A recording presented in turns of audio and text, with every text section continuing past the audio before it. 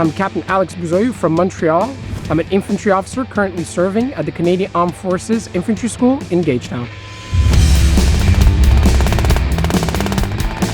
Infantry officers in the Canadian Armed Forces are the first boots on the ground for military operations around the world. From raids and ambushes to security and stabilization missions, infantry officers have an exciting job. The role of the infantry is to close with and destroy the enemy, but it's much more than that. It's the infantry that takes and holds ground on the modern battlefield as part of a combined arms team including armor, artillery, and engineers. Fire!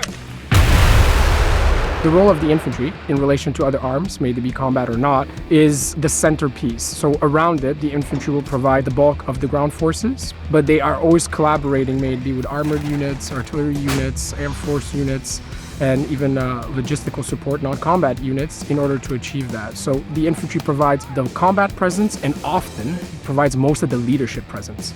The Army has a proud heritage in Canada and abroad, having accomplished many battle honors. A regimental cap badge is a symbol and source of pride of belonging to a storied regiment that can be more than 100 years old. This sense of history and pride is embodied in every infantry officer and regiment across Canada. When I'm at the unit, my job consists of maintaining both the morale and physical fitness of the men and women that are part of my unit, but also preparing for the next task, the next mission. May it be combat operations here or just operations to fight fires, to prevent floods, or even, as I did, go overseas and do capacity training and security building in other nations. Fitness, mental resiliency, and the will to fight are some of the top skills for infantry officers who can expect to be challenged and tested in every endeavor.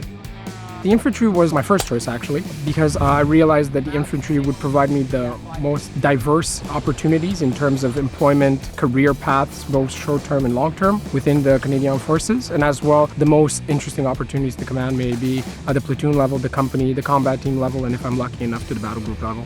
Being an infantry officer is an adventure that can take you anywhere in the world, be it urban, rural, desert, forest, jungle, Arctic, or working with our allies overseas on important NATO missions. Leadership is not just a word in this line of work, it's a motto to live by and demonstrate every day. Infantry officers are excellent problem solvers who work under demanding conditions and tight timelines to get the job done. Roger, we'll send sitrep once MVT secure. Out. So you need to be the type of person that can kind of go through the stress, but also be able to simultaneously see the short-term and bigger picture.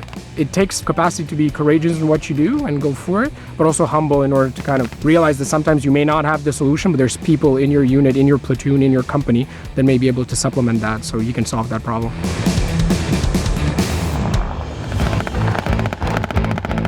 Cover fire, we're going to the building! I worked in the private sector before I joined, and never will you find an employer where on day one, once you're qualified, you have at least 30 people that you're fully in charge of and you are responsible for them. It's yours to manage and to lead, and you are given full freedom of movement from day one.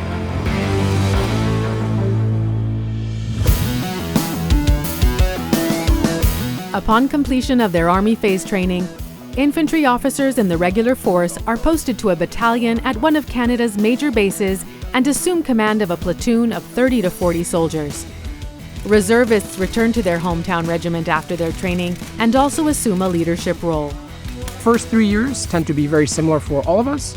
Afterwards, it's really what fits you, and the careers can go in many different directions. You could be an assistant for a general. You could go to a training establishment where you get specialties and qualifications throughout that time, or you could go to a reserve unit where you help train the reserve and occupy a lot of key senior positions, or you could go actually in diverse routes like to tech school where you get a specialty in doing Army development projects, all sorts of avenues.